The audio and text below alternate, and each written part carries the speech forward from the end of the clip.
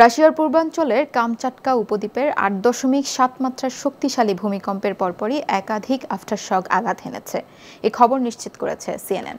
USGS জানিয়েছে মূল ভূমিকম্পের প্রায় ৪৫ মিনিট পর ৬.৯ মাত্রার একটি আফটারশক পেট্রোপাভলভস্ক কামচাটস্কি শহর থেকে ১৪৭ কিলোমিটার দক্ষিণ পূর্বে আঘাত হানে।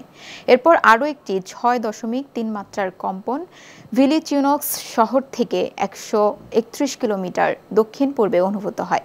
পরবর্তী কয়েক ঘন্টার মধ্যে ওই অঞ্চলগুলোকে আরও ৯টি ভূমিকম্প হয়েছে, যেগুলোর মাত্রা ৫.৪ থেকে ৫.৮-এর মধ্যে ছিল বলে জানিয়েছে ইউএসজিএস।